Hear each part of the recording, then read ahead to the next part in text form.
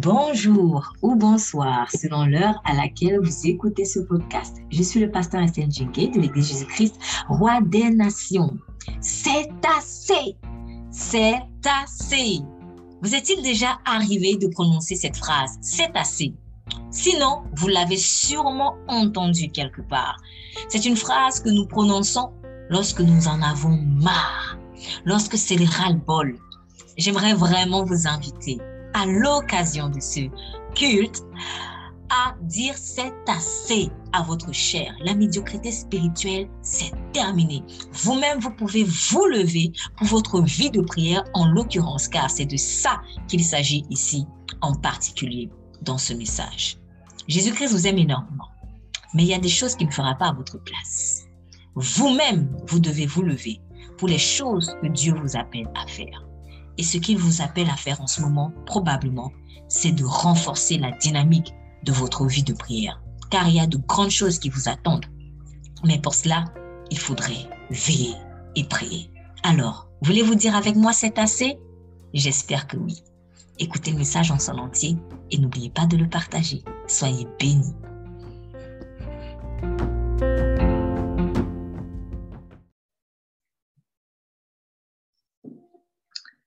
Nous allons ouvrir dans le livre de Marc. Marc chapitre 14.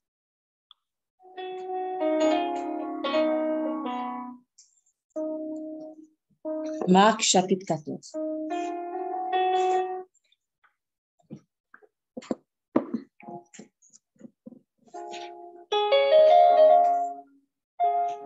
Marc chapitre 14. Nous pouvons lire à partir du verset 26. Verset 26 jusqu'au verset 41. Je demande la lecture. Marc chapitre 14, verset 26 jusqu'au verset 41. Merci. Après avoir chanté les psaumes, ils se dirent au nom des Oliviers. Jésus leur dit: vous trébucherez tous cette nuit à cause de moi. Car il est écrit: je frapperai le berger, les oreilles seront dispersées. Mais après ma résurrection, je vous précéderai en Galilée. Pierre lui dit: même si tous trébuchent, ce ne sera pas mon cas. Jésus lui dit: je te le dis en vérité, aujourd'hui, cette nuit même, avant que le coq chante 2 fois, toi, tu me renieras 3 fois. Et Pierre reprit plus fortement: même s'il me faut mourir avec toi, je ne te renierai pas. Et tous dirent la même chose. Ils se rendirent ensuite dans un endroit appelé Gethsémani, et Jésus dit à ses disciples: asseyez-vous ici pendant que je prierai. Il prit avec lui Pierre, Jacques et Jean, et il commença à être saisi de frayeur et d'angoisse. Il leur dit: mon âme est triste à en mourir, restez ici et veillez. Puis il avança de quelques pas, se jeta contre terre et pria que si cela est possible, cette heure s'éloigne de lui. Il disait: Abba, Père, tout est possible, éloigne de moi cette coupe. Toutefois, non pas ce que je veux, mais ce que tu veux.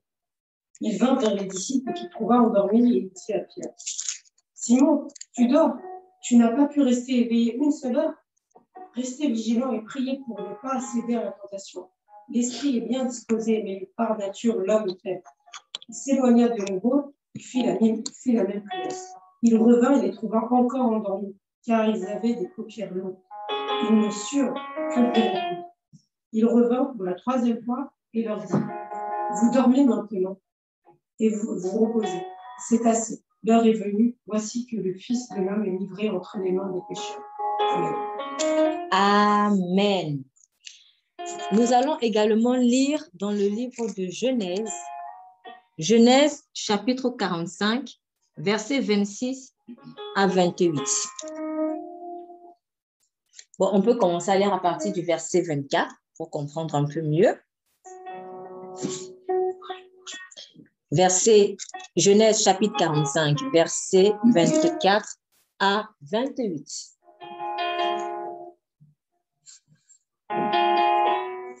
Puis il congédia ses frères qui partirent et il leur dit: Ne vous querellez point en chemin.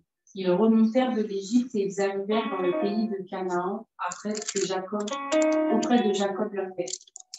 Ils lui dirent, Joseph vit encore et même c'est lui qui gouverne tout le pays d'Égypte. Mais le cœur de Jacob resta froid parce qu'il ne le croyait pas. Ils lui rapportèrent toutes les paroles que Joseph leur avait dites. Il vit les chars que Joseph avait envoyés pour le transporter. C'est alors que l'esprit de Jacob, leur père, se ranima. Et Israël dit, c'est assez. Joseph, mon fils, vit encore. J'irai et je le verrai avant que je meure. Amen. Alors, à combien de personnes c'est déjà arrivé de vouloir vraiment faire quelque chose pour Dieu et de désirer de tout son cœur vraiment faire quelque chose pour Dieu? Ou alors, peut-être si vous ne croyez pas encore en Dieu, mais de faire quelque chose que vous savez être bonne. On va d'abord partir de là. Vous savez que cette chose, elle doit être bien, elle est bonne en fait, et il faut qu'elle soit bien faite. Mais malgré vos efforts et votre bonne disposition de cœur, vous n'y arrivez pas. Est-ce que c'est déjà arrivé? C'est-à-dire, je veux vraiment faire quelque chose de bien, mais je n'y arrive pas. Et j'essaie même de trouver des stratégies pour vraiment y arriver. Alors, comment je peux faire? Mais comment je peux faire? Comment je peux faire? J'y arrive pas. Et à un moment donné, ça me frustre parce que je me dis, alors là, ça, c'est vraiment pas pour moi. C'est vraiment pas pour moi. Moi, personnellement, la première, ça sont des choses qui m'arrivent, mais vraiment presque tout le temps, jusqu'à ce que Dieu me délivre de ce domaine de ma vie précisément. Donc, vraiment l'envie de faire quelque chose, la disposition de cœur, le zèle pour, et puis quand tu arrives devant la chose, on dirait que ça tombe comme une crêpe. Et là, tu te dis, mais alors là, qu'est-ce que je dois faire? Qu'est-ce que je ne fais pas qui fait que je n'arrive pas à faire ça? Et alors, c'était une question que j'ai posée au Seigneur ce matin, dans la frustration. Et j'étais vraiment, vraiment découragée parce que je me suis dit, franchement, Seigneur, là, je ne peux pas. Je ne peux pas que je ne veux pas, mais j'y arrive pas. Et je fais tout pour y arriver, mais ça ne marche pas. Et en même temps, tu es en train de dire, je t'attends. J'attends que tu fasses. Mais alors là, je ne comprends plus rien. Du coup, dans le découragement, tu te dis, franchement, ce n'est pas pour moi. Ça, Seigneur, il faut regarder peut-être quelqu'un d'autre, envoie avec quelqu'un d'autre. Ou alors, bon, après, il y a des choses que Dieu ne peut pas forcément voir avec quelqu'un d'autre parce que ce sont des choses qu'il demande à chacun. Donc, tu ne peux pas aller dire, tu peux pas, par exemple, dire un enfant ne peut pas dire à son papa ou à sa maman, maman, on va demander à quelqu'un d'autre de se laver parce que moi, je ne peux pas me laver. Non, se laver, c'est pour tout le monde.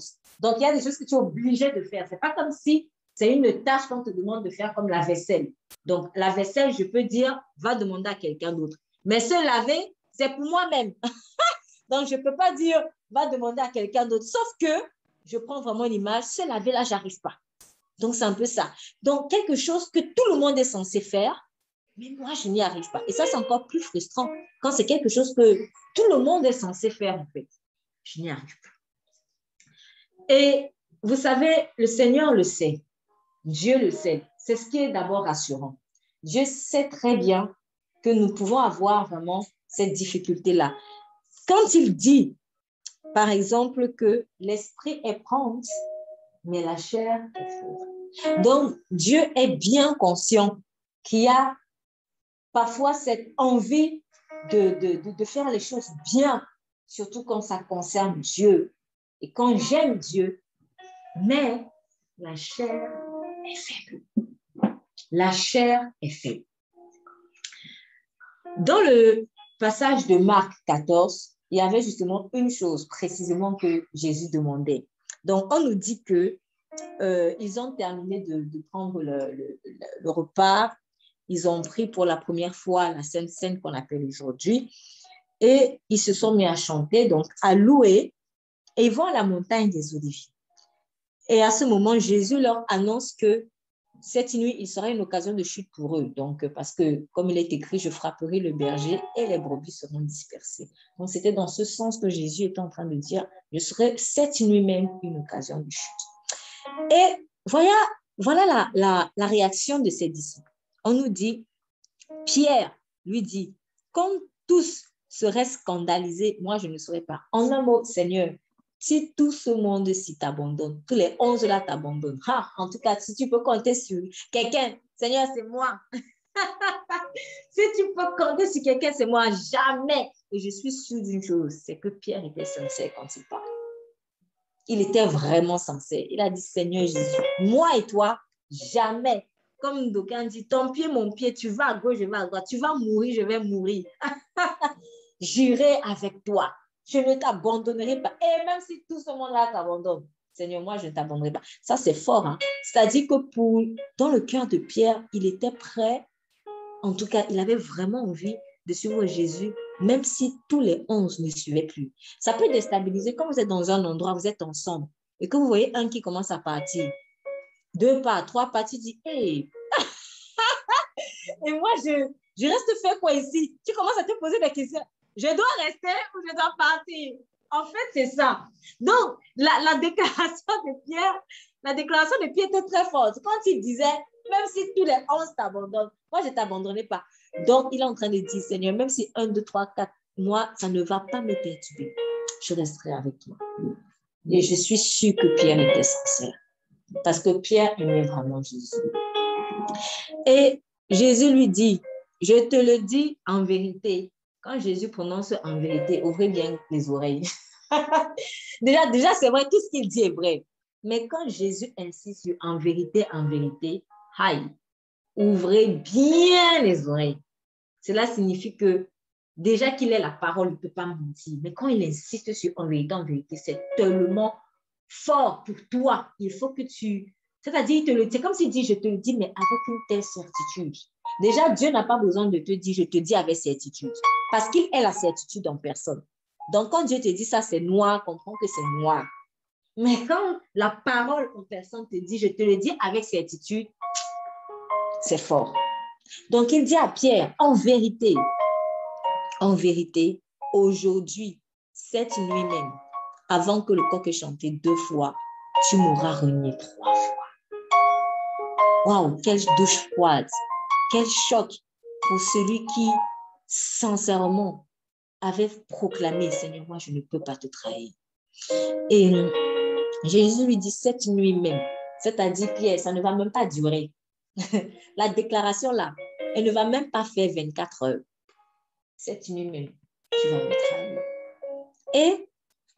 Mais il disait encore plus fortement, quand même il faudrait mourir avec toi. Alors, moi, quand j'étudie la parole, j'aime bien me faire un petit théâtre. Chacun a son truc. Mais moi, j'aime bien me faire un petit théâtre. J'aime bien me visualiser les choses. Donc, j'imagine Jésus qui est là, il parle. Et Pierre à côté. Et en fait, les mots ont leur sens. Parce que quand on dit, et il disait encore plus fortement. Donc, imaginez un peu, non, Seigneur, non. C'est tout ça, en fait. Donc, quand on dit, il disait plus fortement. Donc, déjà, quand Jésus a dit, il a dit à Jésus, je ne te renierai pas, Seigneur, je ne te renierai pas. Peut-être qu'il parlait normalement, mais peut-être avec conviction. Et Jésus lui dit, non, tu vas me trahir. Et on dit qu'il parlait encore plus fortement. C'est-à-dire, c'est limite, il voulait étouffer même les propos de Jésus. Parce que quand tu réagis plus fortement verbalement parlant, ça veut dire que tu veux étouffer en fait ce que l'autre dit. Donc, tu la rejettes, tu refuses. Donc, plus fortement, tu dis, non, Seigneur, non, je ne te renierai pas. Non. Je ne veux même pas entendre ça. Ce n'est pas vrai. Et il dit, même quand il me faudrait mourir avec toi, je ne te renierai point. Et il est écrit, et tous disaient la même chose. C'est-à-dire, peut-être que Jacques a dit, quoi, Pierre? Donc, c'est moi qui vais trahir Jésus, tu vas pas. Non, jamais. Moi-même, Seigneur, je suis avec toi. Je ne te renierai pas. Et tous ont dit la même chose. Seigneur, jamais on ne va pas te renier. Ça, ce n'est pas possible. On ne peut pas. Donc, voilà la disposition d'esprit des disciples. Ils ne voulaient pas renier Jésus.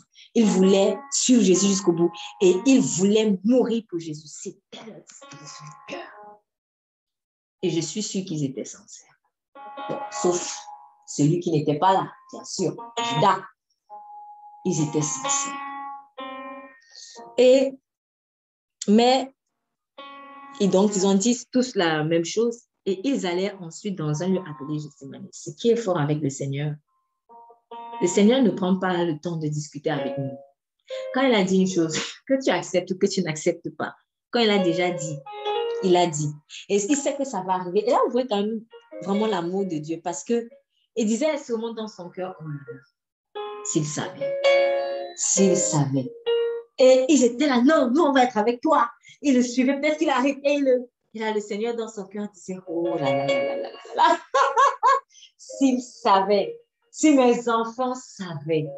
Il ne les a pas rejetés pour autant.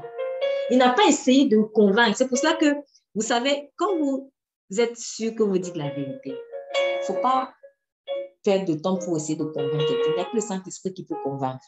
Et parfois, même le Saint-Esprit pour convaincre, il va te laisser. Il va te laisser te casser la figure. Parce que souvent, ce n'est que quand tu te casses la figure que tu réalises que c'est Dieu qui avait une fois de plus raison. Parce que Dieu a toujours raison. Donc, pour peut-être quelqu'un qui va se dire, parce que moi, je sais que quand je l'ai dit une fois au Seigneur, quand j'avais abandonné ma vie au Seigneur Jésus, mais pourquoi c'est seulement maintenant que tu me dis et tout ça? Et là, il me dit, mais je t'attendais. Mais tu voulais faire des choses par tes propres forces. Tu voulais me faire gagner le salut par tes propres forces. À un moment donné, Dieu laisse et il attend. Il laisse. Pour que toi-même, tu vois en fait tes limites. Pour que toi-même, tu vois tes limites. Donc, le Seigneur Jésus n'a pas insisté. Il a libéré la vérité. Il savait de toute façon que c'est lui qui a raison. Ils ont dit non, comme si Jésus pouvait mentir. Mais il a laissé. Et ils sont partis à Gethsémani. Et Jésus dit à ses disciples, asseyez-vous ici jusqu'à ce que j'ai prié. Donc, il a donné des instructions. Il arrive à Gethsémani et il dit à ses disciples, vous asseyez-vous là jusqu'à ce que j'ai prié. Donc, c'est comme si Dieu te place dans une position et il te dit, tu m'attends là jusqu'à ce que telle chose soit arrivée. Ce sont les recommandations que Dieu nous donne souvent. Souvenez-vous, quand il était ressuscité, qu'est-ce qu'il a dit à ses disciples en fait? N'allez pas d'abord prêcher en dehors de Jérusalem. Restez à Jérusalem et attendez la promesse que le Père a envoyée. Dieu va souvent nous donner des recommandations comme ça. Attends. Assieds-toi là. Attends. Jusqu'à ce que j'ai fait ceci ou cela. Ou alors jusqu'à ce que arrive ceci ou cela. Attends. Assieds-toi et attends. Jusqu'à ce que j'ai prié. Alors, j'aimerais juste m'arrêter ici pour relever quelque chose d'important. On a parlé hier de persévérance et de patience dans l'attente des promesses. Jésus a promis jusqu'à ce que j'ai prié. C'est la même chose ici. Attends-moi jusqu'à ce que la promesse arrive. Attends. Attends. Le roi Saül, malheureusement, avait péché par ça, l'impatience. Saül avait reçu une recommandation similaire. Le prophète Samuel lui a dit, attends-moi. C'est moi qui dois faire l'holocauste, parce que c'était le prophète à l'époque qui devait faire ce genre de choses, sacrifice. Attends. Et puis Saül a commencé à attendre. Et je vous ai dit tout à l'heure que vous savez, quand vous êtes en groupe, quand tu vois un qui part, deux part, trois part, tu commences à te dire, est-ce que je dois rester? Henri, mais Saül, il a péché comme ça. Parce que quand il a commencé à voir que le peuple commence à défaillir, il dit, 2 personnes, 3 personnes, les gens commencent à murmurer, il s'est dit, hey, est-ce qu'il faut encore que j'attende Samuel? Non, non, non, non. Là, le peuple commence à m'abandonner. Il a dit, le peuple commence à m'abandonner. Si le peuple m'abandonne, non, non, non, non, il faut que je fasse ce sacrifice. Il n'a pas attendu. Il faut attendre. Même si tu vois qu'il y a tes amis qui partent, si Jésus a donné une instruction, attends, de grâce, attends. Attends. Attends. Donc, asseyez-vous ici jusqu'à ce que j'ai prié. Attends patiemment. Attends patiemment. Et il prit avec lui Pierre, Jacques et Jean. Et il commença à être saisi de frayeur et fort agité. C'est là où on voit vraiment que Jésus a porté notre humanité. Parce que Dieu ne peut pas être saisi de frayeur. Mais il a tellement porté notre humanité que, comme c'était l'heure des ténèbres, il fallait qu'il commence à vivre tout ce que, c'est-à-dire cet esprit de mort-là, commençait déjà à envelopper Jésus. Et la mort, c'est ça qui s'est manifesté par la frayeur, la peur, l'agitation, le trouble. Jésus n'a jamais été troublé tout au long de son ministère. Quand on observe, jamais il n'était troublé. Au contraire, même, on vous dit, quand il voyait l'incrédulité, il était tellement horrifié, en fait. Il a toujours été stable. Comment quelqu'un qui dort pendant une tempête maritime peut aujourd'hui être troublé? C'est là où vous voyez qu'en fait, ce n'était plus... Là, Jésus commençait déjà vraiment à porter le péché de l'humanité. Concrètement parlant. Je suis convaincue d'une chose, il avait déjà commencé à subir, à porter depuis qu'il était venu sur terre. Parce que quand il est venu sur terre, on l'a sûrement traité de bâtard. Permettez l'expression parce qu'on ne savait pas qui était finalement son père. Donc, on a traité de bâtard. Jésus a porté le fardeau des bâtards. Jésus a porté le fardeau des SDF parce qu'il n'avait pas de maison fixe. Même s'il avait une maison, il a quitté celle-là pour aller de maison en maison, de mission en mission. Il dormait souvent à la belle étoile. Donc, il a porté ce fardeau, ce qui veut dire que ce n'est pas à la croix, en fait, que les choses ont commencé. Les choses avaient commencé depuis qu'il était conçu dans le sein de sa mère. Parce que quand il était dans le sein de sa mère, il recevait déjà les insultes. Il commençait déjà à porter le péché de l'humanité. La croix a été le summum. La croix a été la consécration. Comme un jour, Dieu m'a dit, la croix, ça a été la poubelle. Donc, c'est comme si tu balais la maison. Donc, pendant tout le ministère de Jésus, tous ces 33 ans-là, il balayait l'humanité. Il balayait, il entassait. Maintenant, quand tu as fini de balayer, tu fais quoi? Tu prends la pelle, tu mets dans un sac poubelle et tu vas jeter. C'était ça la croix. La croix, c'était le sac poubelle où qu'on a enfermé et qu'il fallait jeter.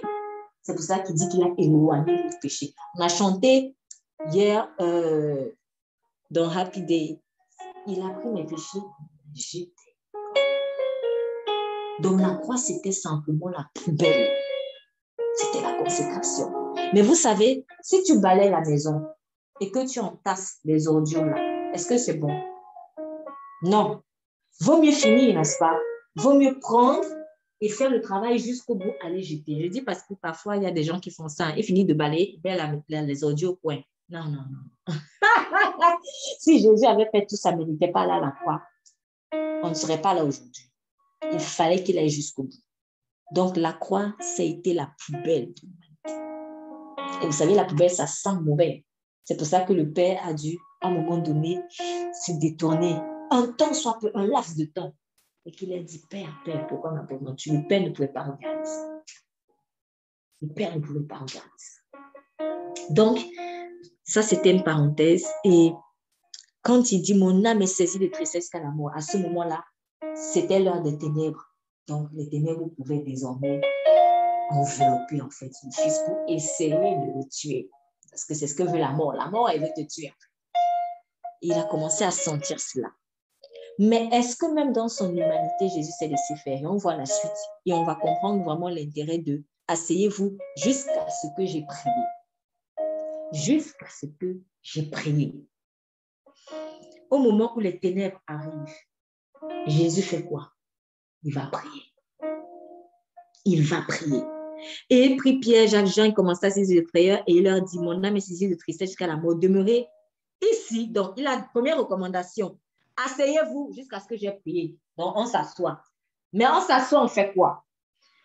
Il dit, maintenant, demeurez, reste là, ici, et veillez. Et c'est là où c'est fort, où ça devient un peu compliqué.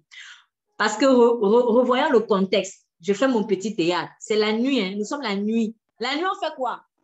On dort. On est d'accord? La nuit, on dort. La nuit est faite pour dormir. Elle est faite pour dormir. Tu as travaillé. Déjà, ils n'ont pas galéré la journée. Ils ont travaillé la journée. Premièrement, tu as bien travaillé toute la journée. Tu es fatigué. Deuxièmement, tu viens de manger un repas bien copieux. Troisièmement, c'est la nuit. Il faut dormir. Et là, Jésus dit, asseyez-vous, veillez. Oh, bon. À ce moment-là, là, je lui ai dit, Seigneur, là, je parle pour moi. Honnêtement, ça ne sert à rien de se cacher. Je lui ai dit, Seigneur, moi, je comprends les disciples. Hein. Je lui ai dit 3 fois. Je lui ai dit, Seigneur, je comprends les disciples. Il faut que tu me montres comment tu as fait parce que franchement, moi, personnellement, je crois que j'aurais dormi avant eux. J'aurais dormi avant eux, Seigneur. Personnellement, c'est dur. Tu as travaillé toute la journée. Vous avez mangé maintenant un repas bien copieux. C'est la nuit. Et ce n'est pas 20 heures, s'il vous plaît, parce qu'on parle d'une nuit tardive. Parce que quand ils faisaient leurs choses là, c'était pour que les gens ne voient pas. Quand on complotait pour arrêter Jésus, on a fait la nuit au moment où les gens dorment parce qu'on ne voulait pas, en fait, qu'on voit toute l'injustice. Donc, pensez peut-être à quelque chose comme 23h, minuit, voire plus. Donc, ce n'est pas 1h, 19h, 20h là. C'est vers 20h peut-être qu'ils ont mangé, hein, j'imagine un truc comme ça. Et quand il se fait tard, où il faut dormir, Jésus dit, asseyez-vous et veillez. Wow! Veillez. Et comme il s'est montré l'exemple, lui-même, il va prier. Et c'est là où à ce moment, j'ai dit, Seigneur, s'il te plaît, montre-moi comment tu as fait parce que c'est compliqué quand même. C'est compliqué pour nous, êtres humains, dans notre fragilité, même si on a le Saint-Esprit, mais ce n'est pas toujours facile. Ce n'est pas toujours facile. Et s'en alla un peu plus avant, il se prosterna contre terre, priant que, s'il était possible, cette heure s'éloigna de lui. Donc Jésus, alléluia, il s'est prosterné et il a commencé à prier, à prier, à prier. Et il disait, Abba, Père, détourne toutes choses te sont possibles. Détourne cette coupe de moi. Toutefois, non pas comme je veux, mais comme tu veux. Là, on voit encore vraiment l'humanité du Seigneur Jésus sur terre. Là, il y a une partie de lui qui dit, ah, si je pouvais éviter cela. Et l'autre partie qui dit, non pas ma volonté, mais ta volonté. Il y a une logique. Pourquoi?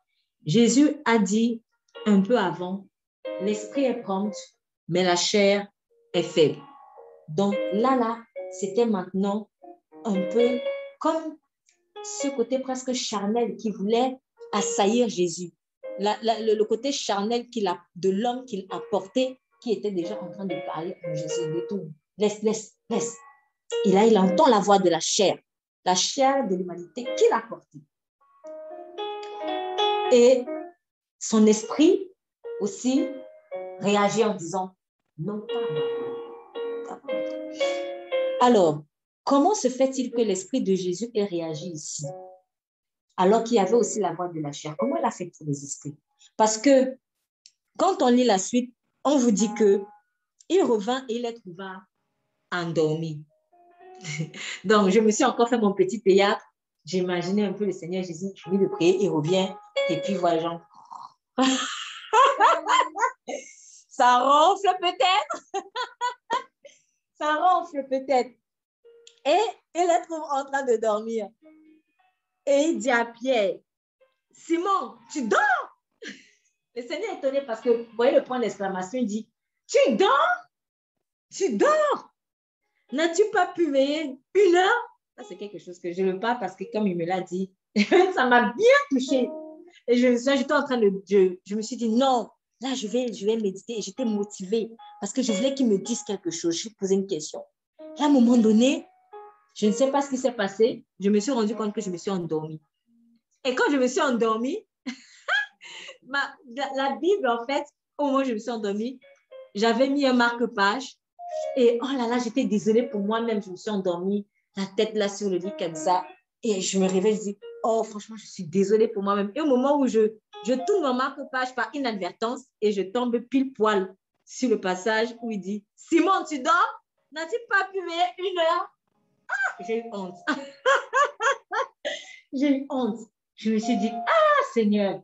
Et je sentais vraiment la frustration de Dieu.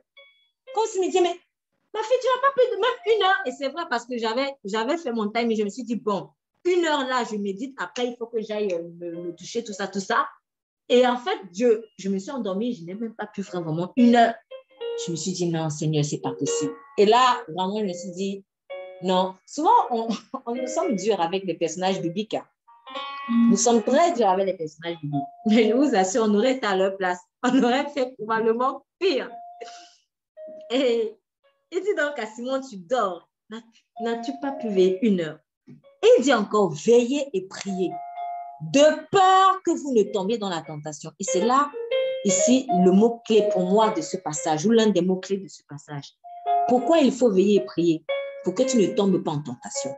Donc, ce qui veut dire que, en fait, quand tu t'endors, comme ton esprit n'a pas été fortifié, quand les deux voix de l'esprit et de la chair vont parler, tu vas plus écouter la voix de la chair parce que l'esprit n'aura pas été fortifié.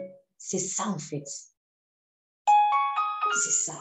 Donc, finalement, comment faire pour ne pas dormir? Il faut prier. En fait, il faut prier. Et quand tu vas prier, la prière en même temps va te donner davantage plus de sensibilité par rapport au Saint-Esprit. En fait. Veiller et prier.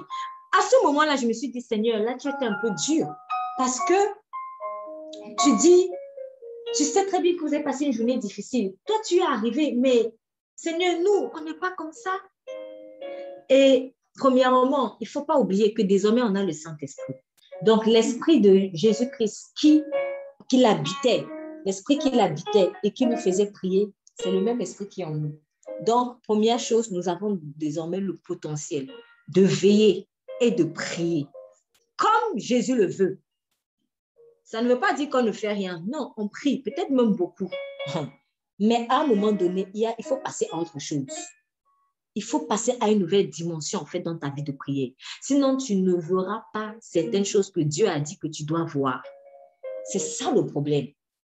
Donc, ce n'est pas que, c'est pas une question de, c'est pas comme si Dieu m'a dit, non, tu ne pries pas beaucoup et tout. Mais il faut passer à une nouvelle étape. Il faut passer à une dimension supérieure. Et quand il dit, Simon, tu dors, c'est parce que l'heure était grave. Simon, l'heure est grave, on vient m'arrêter et tu dors. Et aussi, c'est une façon de dire à Simon, Simon, tu n'as pas dit tout à l'heure que tu étais prêt à mourir pour moi, même dormir, même veiller avec moi, tu ne peux pas. Si tu ne peux pas veiller avec moi, comment vas-tu résister quand on va venir m'arrêter? C'est ça la chose. Donc, parfois Dieu, il nous demande des petites choses parce qu'il nous prépare pour des plus grandes. Si tu n'es pas capable de veiller même 1 heure, comment tu vas tenir devant la tentation? Donc, quand il dit, Simon, tu dors, alors qu'il y a des choses bizarres qui sont en train de se passer. Remarquez, pendant qu'eux, ils dormaient, est-ce que Judas, lui, dormait? Judas ne dormait pas. Hein?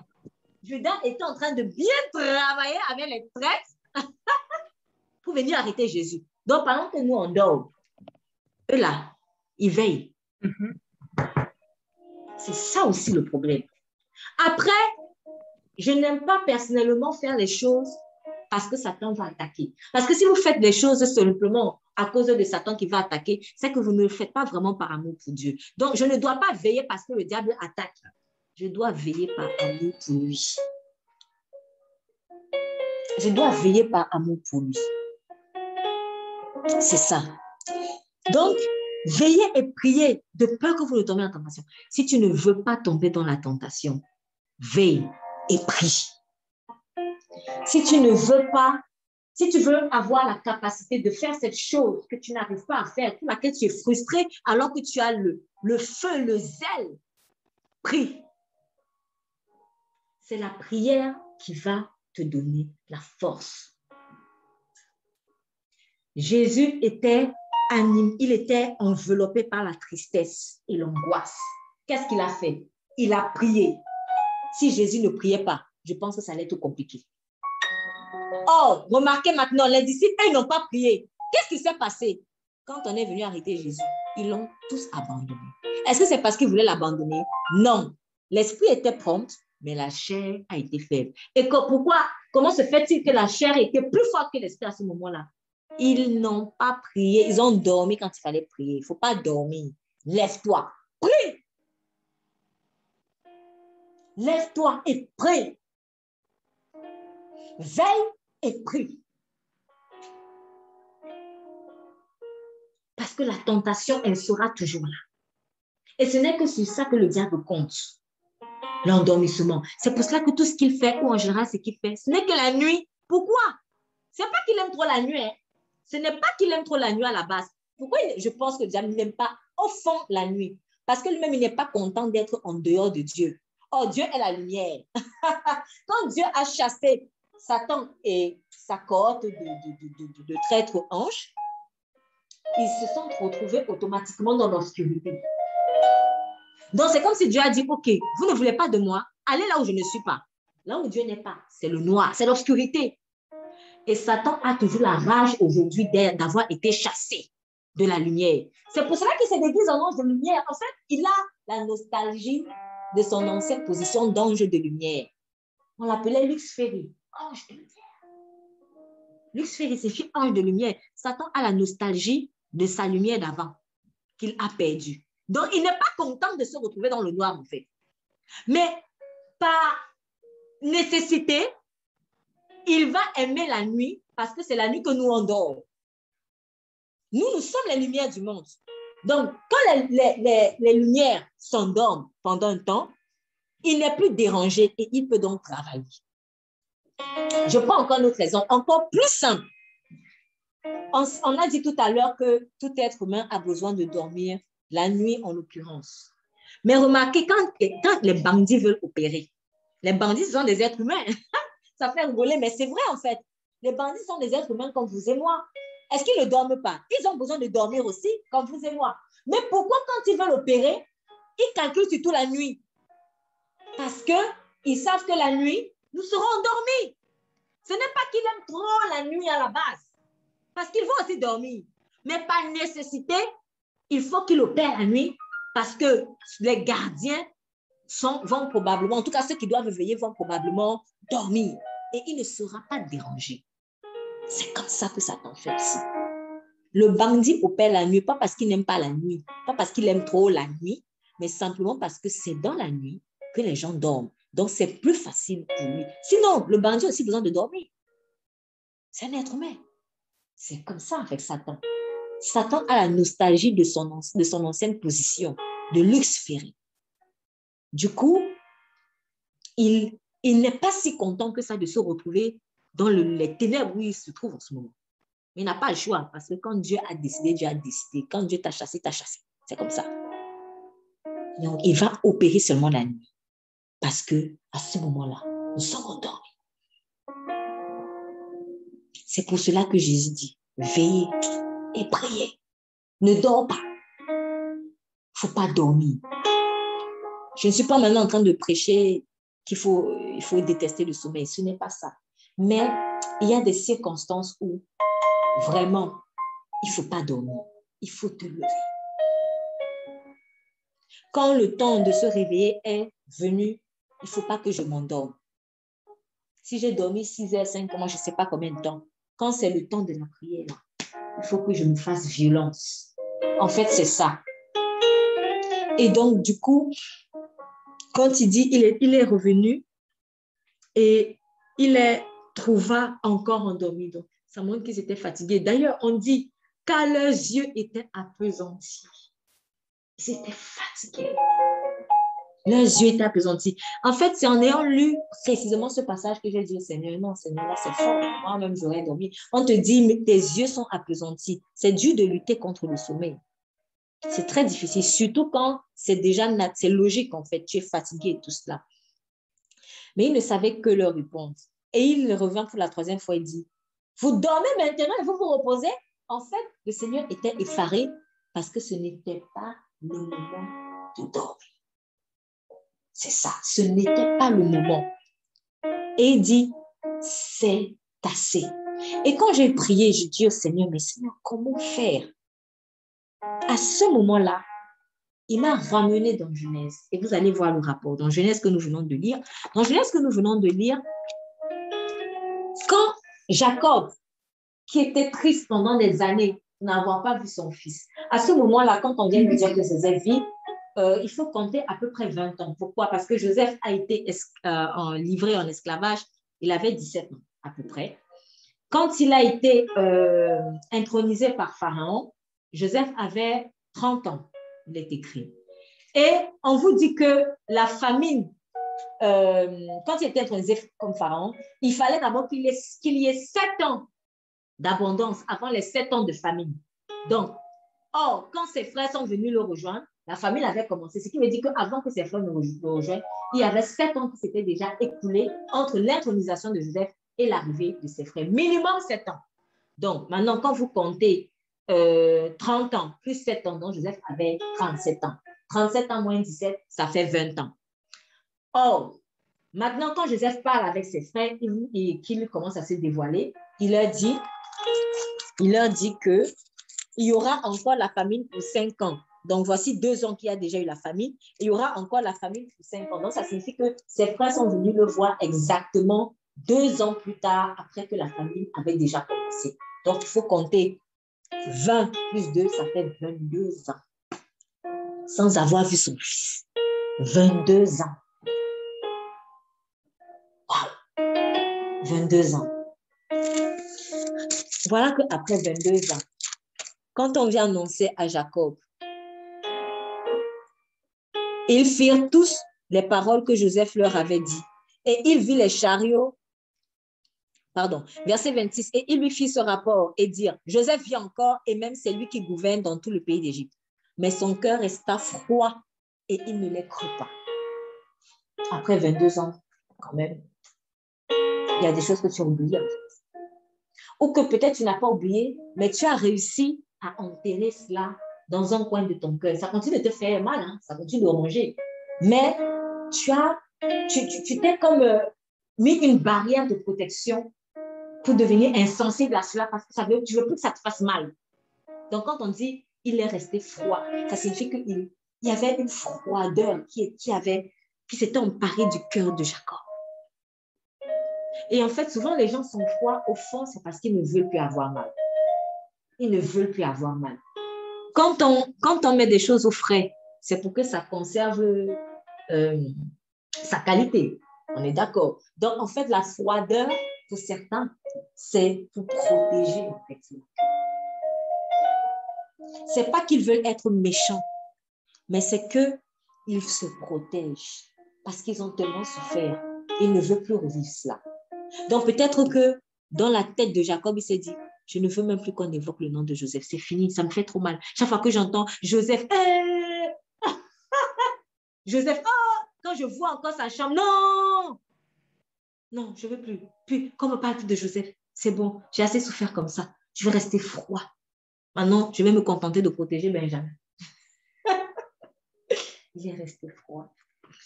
Et on lui dit maintenant, Joseph vit. Et c'est même lui qui gouverne l'Égypte. Imaginez la phrase, Joseph vit. Il est resté stoïque. Et il lui dit toutes les paroles que Joseph leur avait dites. Et il vit les chariots que Joseph avait envoyés pour le porter. Je pense que si Joseph n'avait pas porté les chariots, je pense que Jacob n'aurait pas cru. Il fallait vraiment une preuve tangible. Joseph vit? Non, ce n'est pas possible. Joseph que j'ai essayé d'effacer de ma mémoire pour ne plus me souvenir, pour ne plus souffrir. Et vous venez me dire que Joseph vit. Et qu'il gouverne l'Égypte, ça a commencé comment? Ça a commencé comment? Et l'esprit de Jacob, leur père, se ranima. L'esprit de Jacob se ranima quand il a vu les chariots. Donc, c'est vrai. Et son esprit a repris vie. Donc, c'est comme si la froideur a laissé place à la chaleur. La bonne nouvelle a réchauffé le cœur du père. Mon fils vit. Et à ce moment-là, Jacob dit quelque chose de fort. Israël dit, c'est assez. Joseph, mon fils, vit encore. J'irai et je le verrai avant que je ne meure. C'est là où je voulais en venir. C'est assez. Quand j'ai demandé au Seigneur, mais Seigneur, c'est comment? C'est assez. Jésus a dit à ses disciples, vous dormez maintenant et vous vous reposez. C'est assez. En fait, je pense qu'à un moment donné, quand tu vois que tu n'arrives pas à faire ce que tu arrives de faire, envie de faire, il faut que tu te fasses violent et que tu dises à toi-même, c'est terminé. Et c'est ça la sainte colère. Il faut avoir un moment donné une sainte colère. Si dans les ténèbres, ils ont la motivation pour faire le mal comme ça, c'est qu'il y a quelque chose qui les anime. En fait, ils voient l'objectif.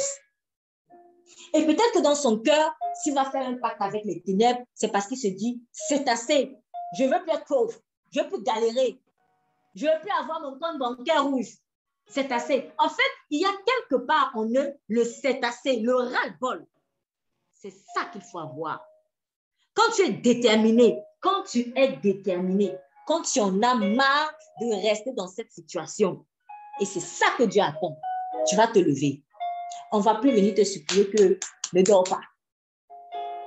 Si tu as peut-être quelqu'un, ton enfant ou je ne sais pas moi, qui on te dit que là, il va bientôt mourir, il est dans le coma. Oh, tu ne vas pas dormir. Donc, à un moment donné, il faut se dire, c'est assez. C'est assez. Et quand tu vas dire c'est assez, tu vas toi-même trouver des stratégies pour ne pas dormir. Parce que là, on est en train de parler de la côté. Tu vas trouver des stratégies.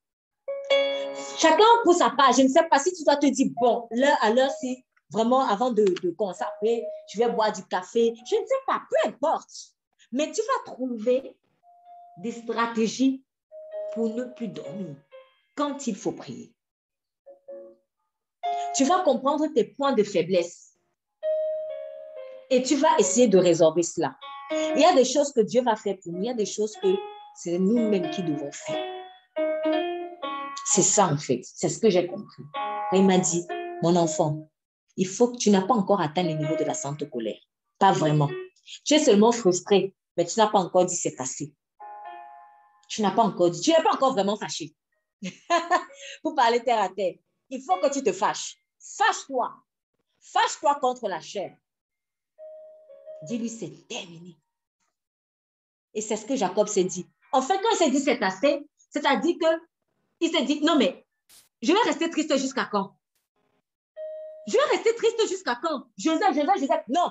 Joseph vit, c'est assez. Je vais me lever, je vais le voir avant que je meure. Il était déterminé. Ce n'est pas Dieu qui est venu lui dire que Jacob, machin. Jacob lui-même s'est réveillé. Dieu attend que tu te réveilles. Et c'est pour cela donc que Jésus a repris ses disciples. Parce que Dieu sait ce que nous, on peut faire, il sait ce qu'on ne peut pas faire. Mais quand tu vois que Dieu est en train de te dire, hey, c'est bon là, c'est parce qu'il sait que ça là, c'est toi qui dois le faire. C'est ça en fait. C'est ça. Donc, les prières, certaines prières même, elles sont parfois inappropriées. Seigneur, aide-moi à faire, aide-moi à faire. Mais en fait, il t'a déjà tout donné. Mais ça là, c'est toi-même qui dois faire. Tu vas dire, aide-moi jusqu'à quand? Toi-même, lève-toi.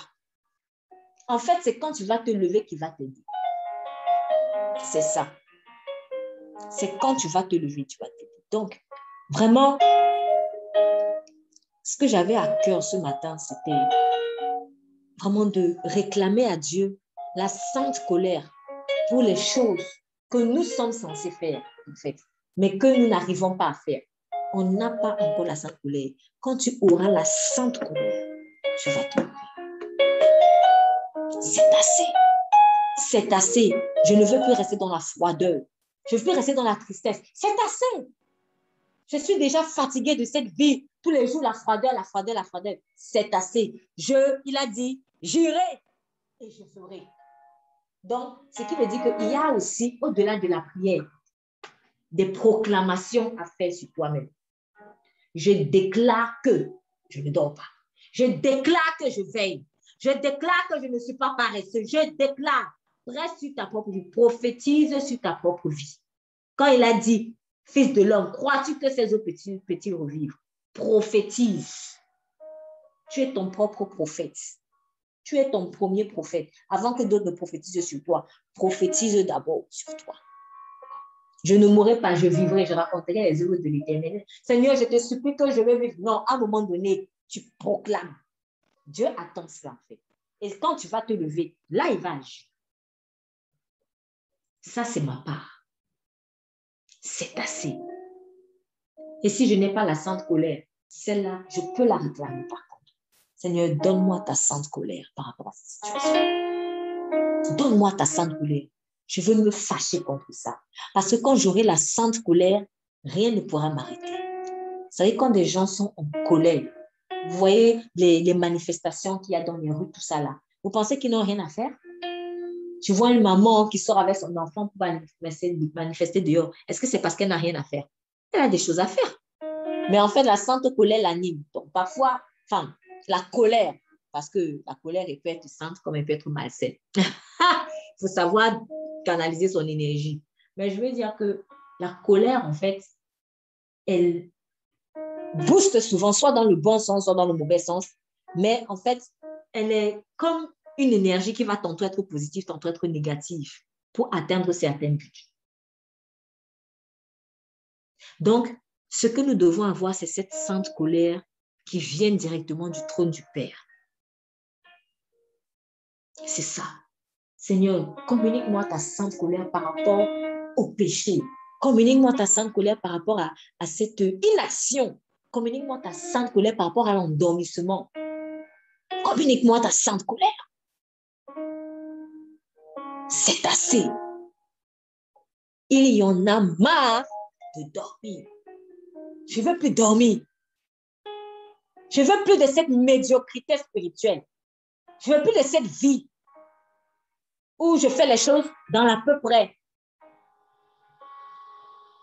Je veux vivre la vie que tu as prévue pour moi. Je ne veux plus, Seigneur, rester comme ça. J'ai déjà prié passer à l'autre bord. Il faut que je vive l'autre bord quand même. Tu parles à ton âme. C'est assez. Si tu n'as pas le c'est assez, tu vas rester comme ça. C'est assez. Autre chose aussi qui permet vraiment de veiller et prier, c'est prendre conscience des enjeux. C'est ça en fait. Prendre conscience des enjeux. Un des mensonges que le diable utilise, c'est de te faire croire que tout va bien. Tu es en prison, mais il te fait croire que tu es dans un château doré. Enfin, tu es dans un château et que ça va bien. Oh, ben non, mais t'inquiète pas, c'est bon, tout ça. Non, non, non, non, l'heure est grave. L'heure est très, très, très, très grave. C'est pour ça que le Seigneur a dit, il faut racheter le temps. Il faut racheter le temps, c'est grave. Donc, quand Jésus a vu ses disciples endormis et qu'il dit, vous dormez, point d'exclamation, vous dormez? Comment vous pouvez dormir alors qu'on vient m'arrêter? C'est là où les choses, tout ce que je vous avais prophétisé, c'est maintenant que ça s'organise et vous dormez. Tu dors le jour de ton mariage. C'est un peu, imagine un peu, tu dors le jour de... Oh là là là là là là là là là. Tu dors le jour de ton mariage. Eh bien, dis donc. Je crois que la personne que tu vas épouser, elle va se dire, alors, est-ce que j'ai fait un bon choix là? Elle dort le jour... Non, mais c'est pas possible. C'est à peu près ça, en fait. Tu peux pas dormir un jour grave comme ça. Ou alors tu apprends un deuil. Parce que c'était comme un deuil, ce qui se passait avec Jésus. Tu apprends le deuil d'un être cher et puis tu dors. Même si tu avais sommeil, quand on vient te réveiller, tel est mort. Hein? Le sommeil va partir. Quand on va te dire, la personne que tu aimais tant, elle est morte. Quoi? Tu vas frotter tes yeux juste pour te réveiller. Donc, c'est là que vous voyez qu'en fait, ce qui me motive, c'est ça qui va déterminer si je dors ou si je ne dors pas. C'est ça que j'appelle prendre conscience des enjeux. Est-ce que je prends conscience de ce que l'heure est grave? Seigneur, aide-moi à prendre conscience de ce que l'heure est grave. Seigneur, ouvre mes yeux spirituels pour que je vois ce qui se passe. Il y a aussi ça qu'on peut demander au Seigneur pour ne pas dormir. Là, je suis en train de te donner des astuces aussi pratiques pour ne pas dormir. Seigneur, ouvre mes yeux spirituels. Montre-moi ce qui se passe. Même dans la nuit, là, quand je dors, qu'est-ce qui se passe en fait? Ouvre mes yeux. Ouvre mes yeux, je veux voir. Jésus ne dormait pas parce qu'il voyait déjà Judas en train d'arriver. Il ne pouvait pas dormir pendant que Judas est en train de venir. Et c'est pour cela qu'il dit, quand il dit aux disciples, c'est assez, l'heure est venue, voici le Fils de l'homme est livré aux mains des méchants. Donc, c'est en train de se faire là. C'est-à-dire, quand vous êtes en connexion avec le Saint-Esprit, vous voyez même les pas de l'ennemi. Judas, lui, croyait qu'il allait venir surprendre Jésus. Pourquoi? Parce qu'il allait se dire, il s'est sûrement dit, bon, je vais vous amener là-bas. Généralement, on va à Gethsémani, c'est là-bas qu'on dort souvent, et tout ça. Donc, quand on va arriver, ils sont en train de dormir. Le problème, c'est que Jésus l'attendait. Jésus l'attendait. Donc, c'est comme si tu es chez toi, Et que le bandit, comme il connaît bien tes habitudes, il s'est dit non, je sais qu'à partir de 22 h là, elle est déjà en train de ronfler. Vous inquiétez pas, je vous amène. Et toi, tu es là au salon. Dès qu'il arrive, dès qu'il ouvre la porte, ah, je vous attendais. C'est le premier qui va être surpris. C'est lui qui va être surpris. C'est le bandit qui va être surpris. Et tu nous montres en fait que Dieu est souverain. Et tu nous montres que ce n'est pas lui qui vient prendre ta vie. C'est toi qui es en train de donner ta vie. Quand tu dis je t'attendais en fait. Et là, il va se dire, mais qu'est-ce qui se passe? Il va comprendre qu'il n'était qu'un pion dans le plan.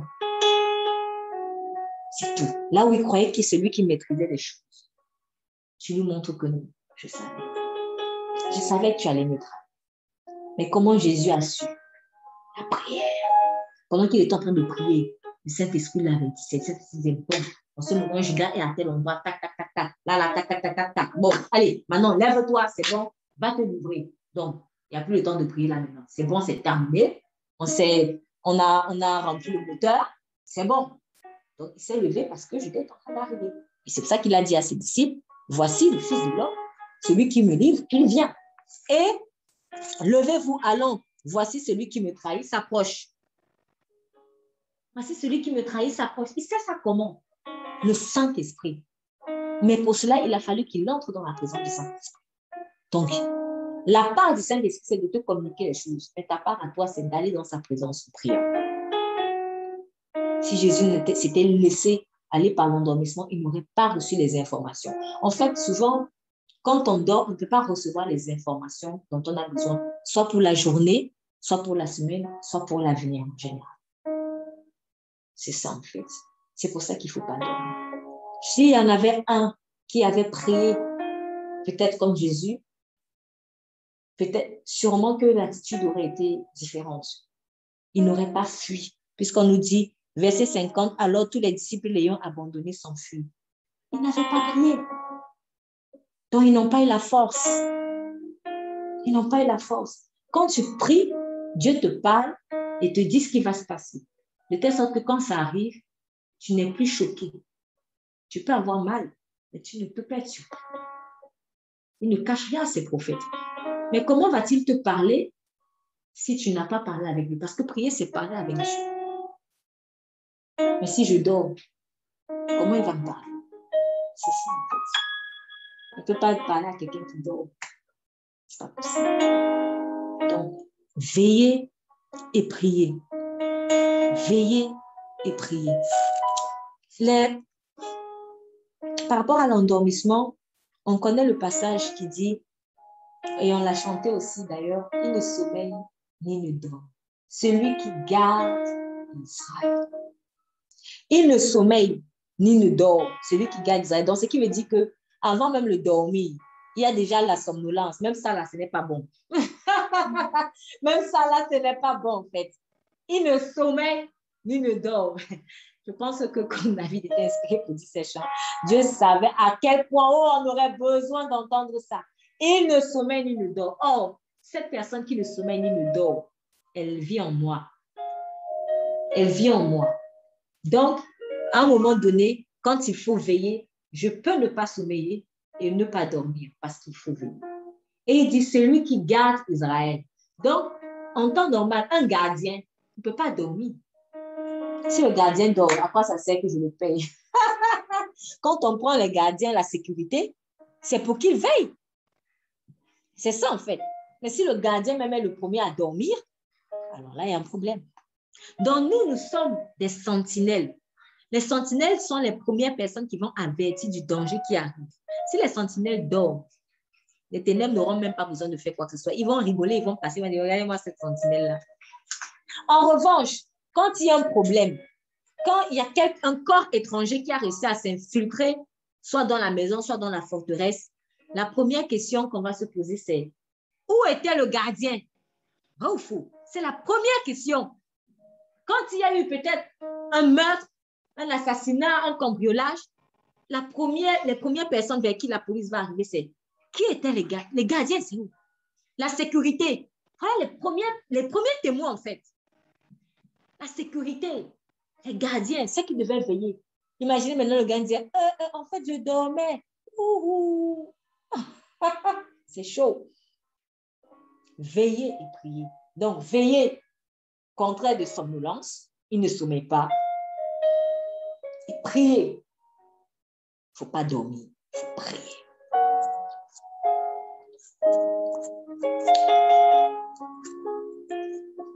Je vais terminer avec un petit point. Quand j'ai compris en fait que finalement, il y a ça c'est une partie que moi-même je dois faire. Là, ce n'est pas que le démon est venu, c'est cela. Oui, c'est vrai que les esprits méchants, ils attaquent avec la somnolence. Ça c'est vrai. Mais franchement, ce n'est pas à eux la responsabilité à 100%, c'est à nous. Donc, du coup, j'ai compris que à moi de prendre vraiment de mettre en place des choses pratiques pour faire. Souvent, on est trop spirituel, mais ce n'est pas bon. Dieu est esprit, âme et corps. Et quand on ne prend pas soin de notre corps, eh ben, il ne pourra pas nous aider aussi. Parce que, mine de rien, l'esprit, il réside dans notre corps. On a besoin de notre corps. Donc, il faut qu'on fasse l'effort dans la mesure du possible. Parce que souvent, on donne des conseils aux gens, mais quand quelqu'un n'a pas peut-être assez de moyens, tu ne vas pas lui dire manger 5 fruits et légumes par jour. Je suis désolée. Quand quelqu'un n'a pas assez de moyens, tu ne vas pas lui dire ça. Donc, tu ne vas pas s'acheter 5 fruits et légumes tous les jours. En revanche, en tant qu'enfant de Dieu, à mon niveau, il y a peut-être des choses que je peux faire. En tout cas, si Dieu me dit, lève-toi, c'est qu'il sait que j'ai la capacité. Argent ou pas argent, maison ou pas maison, peu importe, temps ou pas temps, temps ou pas temps. Si Dieu me dit fais, c'est qu'il sait que j'ai la capacité. Donc, il faut que par rapport à ma situation, je trouve l'astuce qui va m'empêcher de ne pas dormir. Par exemple, hier, on a parlé de sport. Ça, là, c'est important. Et moi, personnellement, je parle pour moi, avant, je me disais que oui, peut-être qu'il faut vraiment que je prenne une bonne heure, 2 bonnes heures. Mais en fait, comme je vais expliquer aussi, je vous expliquais hier, j'ai réalisé que non, quand Dieu, en tout cas, moi, me dit fais du sport, là, tu sais que tu n'as pas le temps. Même si c'est 15 minutes, 20 minutes, un truc comme ça, fais quand même. Fais le peu que tu peux faire. Ça va au moins te maintenir éveillé. Donc, ce qui nous dérange souvent pour prendre des initiatives, c'est parce qu'on est perfectionniste. On est perfectionniste. Comme moi, je suis habituée à faire vraiment mon sport, là, 1h30, je vais au parc, ouais, tout ça là. C'est bien. Mais peut-être que les données ont changé actuellement. Et si les données ont changé actuellement, adapte-toi. Peut-être diminue le temps. Mais ça va payer. Peut-être que si tu étais habitué à faire 1 heure, 2 heures, etc., c'est pas grave, diminue. Fais déjà 20 minutes. Ça va payer. Au moins les 20 minutes là vont te maintenir éveillé. Parce que quelqu'un qui est physique, quelqu'un qui fait de l'activité physique, il n'a pas les mêmes problèmes de fatigue que quelqu'un qui n'en fait pas du tout. On est d'accord. Donc, c'est ça en fait. Et peut-être que aussi, Dieu veut restaurer même ton rapport avec l'activité physique. Avant, si je prenais 1 heure, 2 heures et tout ça, c'est parce que je voulais me défouler sur quelque chose, parce que je voulais fuir quelque chose, je voulais peut-être oublier des soucis. Mais aujourd'hui, l'activité physique que Dieu te demande, ce n'est pas pour oublier les soucis, parce que la personne qui va te faire oublier les soucis, c'est le Saint-Esprit. C'est tout. Maintenant, là, le sport doit être au service de Dieu. Avant, tu faisais 1 heure, 2 heures, 3 heures, 4, etc., parce que tu n'étais pas au service de Dieu. Maintenant, ton sport va être au service de Dieu. Quand c'est le sport qui est au service de Dieu, tu peux commander à ton corps, mon corps, aujourd'hui, j'ai besoin de toi 20 minutes plus sport. Ça s'arrête là. Donc, ce n'est plus comme une drogue. Donc, tout ce que tu vas faire, c'est dans l'optique de, il faut que je sois en forme pour Dieu. Donc, si 20 minutes vont être suffisants, c'est bon. Si tu peux faire plus, c'est bien aussi. Mais, adapte en fonction de ton programme. Mais comme c'est important, arrange-toi à mettre cela dans ton programme. Même si c'est en diminuant le temps. C'est ça. Il y a des choses encore très pratiques qu'on peut négliger, l'alimentation. Après, j'insiste, parce qu'il ne faut pas aller prêcher ça à quelqu'un qui n'a pas les moyens. Mais, quand j'ai la possibilité, quand j'ai la possibilité quand même de manger ce que je veux, j'aime bien manger. J'ai mon argent, je peux acheter ce que je veux. Il faut que je fasse attention à ce que je mange. Parce que ce que je mange va affecter mon corps.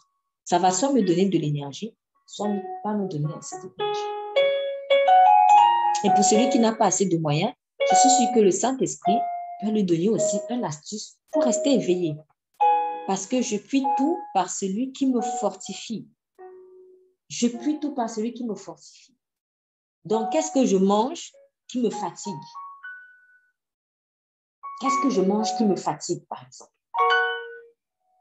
Si je m'assois et que je demande au Saint-Esprit maintenant de rentrer dans mon alimentation, vous allez voir qu'il y a beaucoup de choses qui vont changer.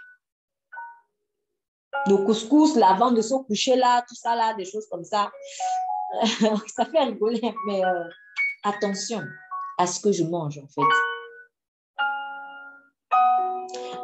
L'écran, la télé, juste avant de se coucher, c'est pas forcément bon.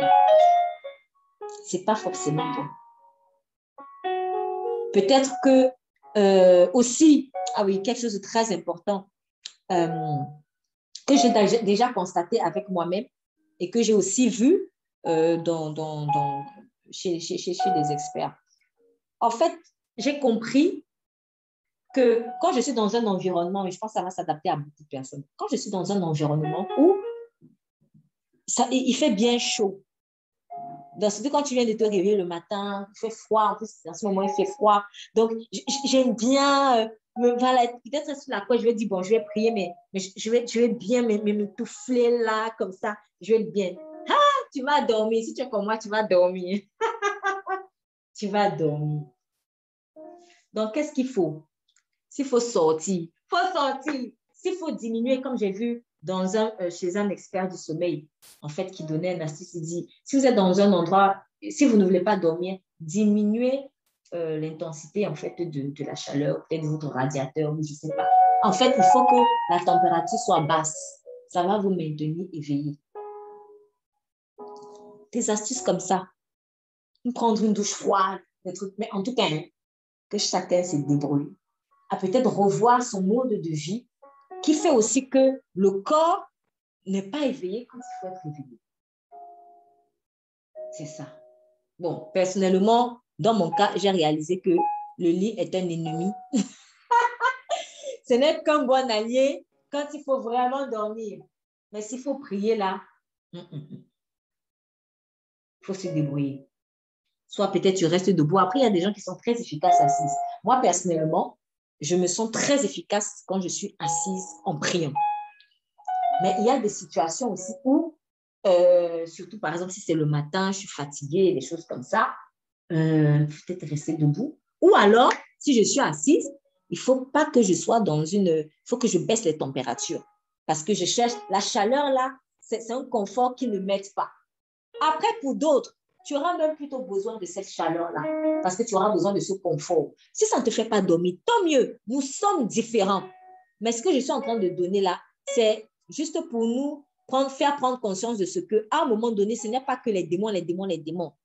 C'est nous-mêmes en fait. Et dans la sagesse, je dois moi-même me discipliner en fonction de mon emploi du temps, en fonction de mes capacités physiques aussi, pour pouvoir rester éveillé quand il faut prier. Jésus, par exemple, il n'a pas prié quand ils étaient dans la maison où ils ont pris le repas. Il est écrit, il alla à la montagne. Et il a amené 3 disciples. Mais il a dit à ses disciples, vous restez ici. Pendant que moi je vais prier, Jésus voulait donc rester seul. Peut-être aussi que pour toi, il faut que tu sois seul. Il faut que tu t'éloignes. Il faut que tu t'éloignes. Va là où il n'y a personne. Va à la montagne où il n'y a personne. Tu vas peut-être être plus concentré comme ça. Si tu es toujours autour, ça va être compliqué. Je vous ai parlé un jour de l'astuce de cette maman qui vivait dans une sorte une très petite maison, un peu comme un studio ou un truc comme ça. En tout cas, elle était très petite. Elle a fait beaucoup d'enfants. Je ne sais plus, en tout cas, à peu près 5. Quelque chose comme ça. Et elle n'avait pas assez de temps, en fait, pour le Seigneur. Et elle avait trouvé une astuce. À midi, donc, elle avait réalisé que pour elle, il est efficace. Le créneau, en fait, où elle est vraiment efficace, c'est midi, entre midi et 2. Donc, du coup, quand elle donnait à manger aux enfants, tout ça, quand elle tenait à donner à manger aux enfants, elle disait, bon, pendant que vous êtes en train de manger là, maman va parler avec Dieu. Et que personne ne me dérange. Elle prenait le drap, elle se couvrait parce qu'il n'y avait pas de pièces intimes. Elle prenait le drap et se couvrait, debout comme ça. Je ne sais pas si c'était debout, c'était assis, mais en tout cas, peu importe. Et elle prie. Et elle avait donné des ultimatums aux enfants. Si vous venez me déranger, ça ne sert à rien. Je ne vais même pas vous répondre. Donc, ça a été peut-être difficile au début. Mais à un moment donné, dès que les enfants voyaient maman mettre le drap, ils se taisaient, ils faisaient autre chose. Donc, parfois, même les enfants là, à un moment donné, il faut que l'enfant comprenne que Dieu est plus important. C'est très important, en fait. Il faut, permettez, c'est un mot fort que je dis, mais il faut, pendant le temps que tu vas passer avec Dieu, tu le mets à l'écart. Maman va parler avec Dieu. Donc, les enfants qui viennent déranger, non. Tu ne vas pas être concentré. Tu ne vas pas être concentré. Là, je parle vraiment d'astuces pratiques. Dieu est un Dieu de pratique. Parfois, ce sont des déconcentrations de « Oh, on t'appelle ici, on t'appelle là-bas, tout ça là. » Du coup, moi, personnellement, ce que je fais, si je sais que je vais prendre du temps, mon téléphone est fermé. C'est fermé. Moi aussi, je peux déranger quelqu'un, je peux penser à quelqu'un, mais j'ai un truc après, puis je l'appelle. Ça peut arriver à tout le monde. Donc, en fait, la faute n'est pas forcément aux gens, mais c'est à toi. Tu vois, tu prends ton temps, tu fermes d'abord, et après, tu vas rappeler. Voilà. Donc, tu fermes. Il y a des choses que si vous ne faites pas, Dieu ne va pas, c'est pas Dieu qui va venir fermer ton téléphone à ta place. Franchement, c'est pas nous. Tu fermes le téléphone. Voilà. Père, dans le nom de Jésus, nous voulons te dire merci. Merci, Seigneur Jésus-Christ. Merci parce que tu es le Dieu qui nous permet de veiller et de prier. Seigneur, c'est un message en réalité qui est très simple, mais qui est ô combien tellement important en ces temps de la fin, Seigneur. Là où tu dis, Père, que heureux celui que tu viendras trouver éveillé, le serviteur que tu viendras trouver éveillé. Seigneur, nous te prions, ne nous lâche pas à ce niveau. Révèle à chacun les astuces pratiques dont il a besoin pour rester éveillé, que ce soit sur le thème de l'alimentation, que ce soit sur le thème de prendre soin de son corps, peu importe. Mais je te prie, aide-nous à être pratiques, Seigneur. Je prie aussi contre toute forme de distraction. Les personnes qui, au lieu d'être chez eux, ils sont toujours à gauche, à droite, en train d'aller chez les gens ou laisser qu'on les appelle, des choses comme ça. Père, je te prie dans le nom de Jésus pour que vraiment tu nous aides à prendre conscience, fais-nous prendre conscience. Fais-nous prendre conscience de l'importance des temps que nous passons avec toi, car tu veux nous parler. Je prie aussi, Seigneur, que tu nous révèles les enjeux, car nous ne réalisons pas toujours à quel point l'heure est grave. Ouvre nos yeux, ouvre nos sens spirituels pour qu'on comprenne que c'est grave, qu'il faut vraiment racheter le temps. Seigneur, ce n'est pas seulement une heure dans laquelle nous voulons veiller. Une heure, c'est déjà une très bonne chose. Mais nous voulons veiller encore plus. Autant que tu en as besoin, Seigneur, autant que tu en as besoin, nous voulons veiller. Seigneur, je te prie également que tu nous animes d'une sainte colère, qu'on puisse dire, c'est assez, je veillerai et je prierai. C'est assez, je veillerai et je prierai. Que toute la gloire te soit rendue. Qu'il y ait à partir de maintenant un changement pour toute personne qui écoute ce message. Qu'elle soit encouragée, Seigneur, à veiller et à prier afin d'être constamment en connexion avec le Saint-Esprit. Qu'un souffle divin passe maintenant sur la vie de prière de chacun. Que toute la gloire te soit rendue au nom de Jésus-Christ. Amen. Et pour celui qui prie déjà beaucoup, Gloire à Dieu, mais le Seigneur t'invite à passer à une nouvelle étape. Voilà. Très bon dimanche à chacun et n'oubliez pas de partager les messages. Dieu vous aime énormément.